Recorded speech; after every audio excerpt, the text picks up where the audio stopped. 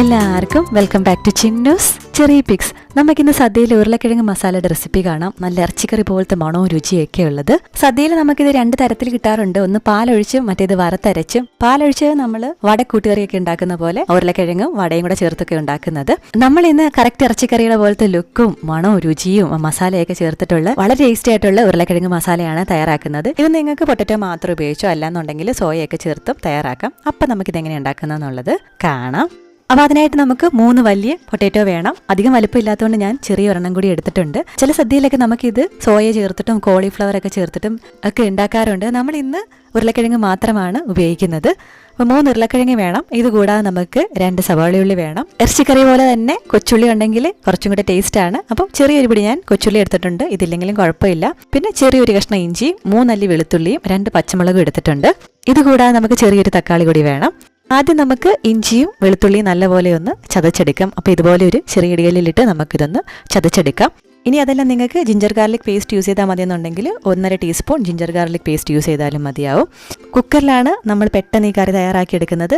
അതിനായിട്ട് നമുക്ക് കുക്കറിലേക്ക് എണ്ണ ഒഴിച്ചു കൊടുക്കാം. എണ്ണ ചൂടാവുമ്പോൾ ഇഞ്ചി വെളുത്തുള്ളി ചതച്ചത് ചേർത്ത് കൊടുക്കാം.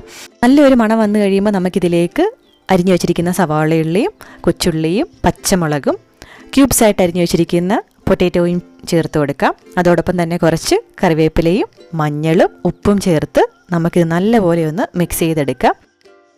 അപ്പോൾ നമ്മൾ മീഡിയം ഫ്ലെയിമിൽ വെച്ചിട്ട് ഇത് നല്ലപോലെ ഒന്ന് വഴറ്റിയെടുക്കണം. അതുപോലെ തന്നെ കുറച്ച് എണ്ണ കൂടുതലാണ് നമ്മൾ ഇതിന് വേണ്ടിയിട്ട് ഒഴിച്ചു കൊടുക്കേണ്ടത്.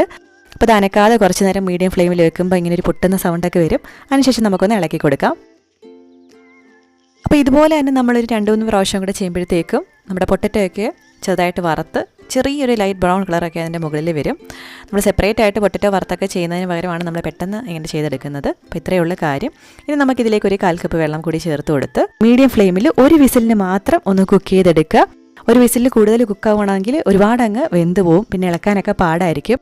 അപ്പോൾ ഇതിരുന്ന് കുക്കാവുന്ന സമയം കൊണ്ട് നമുക്ക് കുറച്ച് തേങ്ങയൊന്ന് വറുത്തെടുക്കാം. അതിനായിട്ട് ചെറിയൊരു പാനിലേക്ക് എണ്ണ ഒഴിച്ചു കൊടുക്കാം. എണ്ണ ചൂടാകുമ്പോൾ നമുക്കിതിലേക്ക് 3.5 ടേബിൾ സ്പൂൺ ചിരകിയ തേങ്ങ ചേർത്ത് കൊടുത്ത് ഒരു ഗോൾഡൻ കളർ ആവുന്നത് വരെ ചെറിയ തീയിൽ വെച്ചിട്ടൊന്ന് വറുത്തെടുക്കണം. നമ്മൾ ഒരുപാട് അങ്ങ് ബ്രൗൺ കളർ ആവുന്നത് വരെ വറുത്തെടുക്കേണ്ട ആവശ്യമില്ല. അതുപോലെ ഫ്ലെയിം കുറച്ച് വെക്കാനായിട്ട് പ്രത്യേകം ശ്രദ്ധിക്കുക.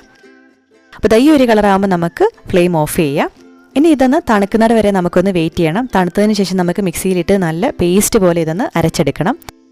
അപ്പോൾ ഈ സമയം കൊണ്ട് നമ്മുടെ ഉരുളക്കിഴങ്ങൊക്കെ ഇവിടെ നല്ല വെന്ത് വന്നിട്ടുണ്ടായിരുന്നു. എനിക്ക് അബദ്ധം പറ്റിയിട്ട് 2 വിസിലടിച്ചു പോയി. അതുകൊണ്ട് ഉരുളക്കിഴങ്ങൊക്കെ കുറച്ച് വെന്തുടഞ്ഞു പോയി. ഇളക്കാനൊക്കെ കുറച്ച് ബുദ്ധിമുട്ടാണ്. നിങ്ങൾ കൃത്യമായിട്ട് ഒരു വിസിലാകുമ്പോൾ തന്നെ നിർത്താനായിട്ട് പ്രത്യേകം ശ്രദ്ധിക്കുക. നമുക്കിനി ഫ്ലെയിം ഓൺ ചെയ്ത് ഒരു മീഡിയം ഹൈ ഫ്ലെയിമിൽ വെച്ച് ഒരു 10 സെക്കൻഡ് ഒന്ന് തിളപ്പിച്ചെടുക്കാം. ആ ഒരു വെള്ളം നനവ് മാറിക്കിട്ടാൻ വേണ്ടിയിട്ടാണ്. അപ്പോൾ ഇതുപോലെ നല്ല തിളച്ച് വെള്ളമൊക്കെ വറ്റുമ്പോഴത്തേക്ക് നമുക്കിതിലേക്ക് പൊടികൾ ചേർത്ത് കൊടുക്കാം. 2 ടീസ്പൂൺ മല്ലിപ്പൊടി, 1.5 ടീസ്പൂൺ മുളക് പൊടി, 1/4 ടീസ്പൂൺ മഞ്ഞൾപ്പൊടി, 1/2 ടീസ്പൂൺ കുരുമുളക് പൊടി, 1/4 ടീസ്പൂൺ പെരിഞ്ജീരകം കൂടി ചേർത്ത് കൊടുക്കുക. പെരിഞ്ജീരകം ചേർത്ത് കൊടുത്തില്ലെങ്കിലും കുഴപ്പമൊന്നുമില്ല. ലോ ഫ്ലെയിമിൽ തന്നെ വെച്ച് നല്ലപോലെ ഒന്ന് മിക്സ് ചെയ്തെടുക്കാം. എൻ്റെത് ഞാൻ നേരത്തെ പറഞ്ഞ കണക്ക് വെന്തുടഞ്ഞു പോയത് കൊണ്ടിട്ടാണ്. നിങ്ങൾ കൃത്യമായിട്ട് ഒരു വിസിൽ മാത്രം അടുപ്പിക്കാം. ഇനി നമുക്കിതിലേക്ക് അരിഞ്ഞു വെച്ചിരിക്കുന്ന തക്കാളി ചേർത്ത് കൊടുത്ത് ചെറിയ തീയിൽ തന്നെ അടച്ചു വെച്ച് തക്കാളിയൊക്കെ ഒന്ന് സോഫ്റ്റ് ആവാൻ വേണ്ടിയിട്ട് കുക്ക് ചെയ്തെടുക്കാം. ആ സമയം കൊണ്ട് നമുക്ക് വറുത്ത് വെച്ചിരിക്കുന്ന തേങ്ങ അരച്ചെടുക്കാം. അപ്പോൾ നല്ല പേസ്റ്റ് പോലെ വേണം നമ്മളിത് അരച്ചെടുക്കാനായിട്ട്. ഞാൻ കുറച്ച് വെള്ളം കൂടി ചേർത്തായിരുന്നു ഇത് സ്മൂത്തായിട്ട് അരഞ്ഞു കിട്ടാൻ വേണ്ടിയിട്ട്. അപ്പോൾ ഇതുപോലെ നല്ല സ്മൂത്തായിട്ടാണ് നമ്മൾ അരച്ചെടുക്കേണ്ടത്. നമുക്ക് അരച്ചെടുത്ത വറുത്ത തേങ്ങയുടെ പേസ്റ്റ് ഇതിലേക്ക് ചേർത്ത് കൊടുക്കാം.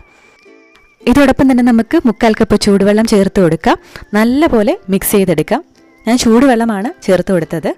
പിന്നെ നമുക്കിതിലേക്ക് 2 കാര്യങ്ങളൂടി ചേർത്ത് കൊടുക്കാനുണ്ട്. അതിന് മുന്നായിട്ട് നമ്മുടെ ചാനൽ സബ്സ്ക്രൈബ് ചെയ്യുന്ന കാര്യം മറക്കണ്ട. ആ സൈഡിൽ കാണുന്ന ബെല്ലൈക്കൺ കൂടി ക്ലിക്ക് ചെയ്യുകയാണെന്നുണ്ടെങ്കിൽ പുതിയ വീഡിയോസ് ഇടുമ്പോൾ നോട്ടിഫിക്കേഷൻസ് ആയിട്ട് കിട്ടിക്കോളും. അപ്പം നമ്മളിതിലേക്ക് 1/2 ടീസ്പൂൺ ഗരം മസാല കൂടി ചേർത്ത് കൊടുത്തിട്ടുണ്ട്. ഒരു 1/4 ടീസ്പൂൺ മീറ്റ് മസാല കൂടി ചേർത്ത് കൊടുക്കുകയാണെന്നുണ്ടെങ്കിൽ അത്രയും നല്ലത്. നമ്മൾ സാധാരണയായിട്ട് ചോറിനോ അല്ലെങ്കിൽ ചപ്പാത്തിക്കോ വേണ്ടിയിട്ടാണ് ഇത് തയ്യാറാക്കുന്നതെന്നുണ്ടെങ്കിൽ ഈ ഒരു കൺസിസ്റ്റൻസിയിൽ നമുക്ക് നിർത്താവുന്നതാണ്. നമ്മൾ ഇലയിൽ വിളമ്പാനാണെങ്കിൽ കുറച്ചുകൂടെ ഒന്ന് കുറുക്കിയെടുക്കാം. അതിനായിട്ട് ഫ്ലെയിം കുറച്ച് ചെറിയ തീയിൽ കുറച്ചുകൂടെ ഒന്ന് കുറുക്കിയെടുക്കാം. ഈ സമയത്ത് ഞാൻ കുറച്ച് ഉപ്പും കറിവേപ്പിലയും കൂടി ചേർത്ത് കൊടുക്കുന്നുണ്ട്. ഇനി നമുക്കിതിലേക്ക് താളിച്ചു കൂടി ചേർത്ത് കൊടുക്കണം. അപ്പോൾ അതിനായിട്ട് നമുക്ക് ചെറിയൊരു കടായിലേക്ക് എണ്ണ ഒഴിച്ചു കൊടുക്കാം. എണ്ണ ചൂടാകുമ്പോൾ കടുകും വറ്റൽമുളകും ചേർത്ത് കൊടുക്കാം. നമ്മൾ സദ്യക്ക് വേണ്ടിയിട്ട് താളിച്ച് ചേർക്കുമ്പോൾ അതിൽ കൊച്ചുള്ളി ചേർക്കാറില്ല. നമ്മൾ എല്ലാ കറിക്കും കൂടെ ഒരുമിച്ചായിരിക്കുമല്ലോ താളിച്ച് ചേർക്കുന്നത്. അപ്പം നമ്മൾ കൊച്ചുള്ളി അരിഞ്ഞൊന്നും കഷ്ടപ്പെടേണ്ട ആവശ്യമില്ല.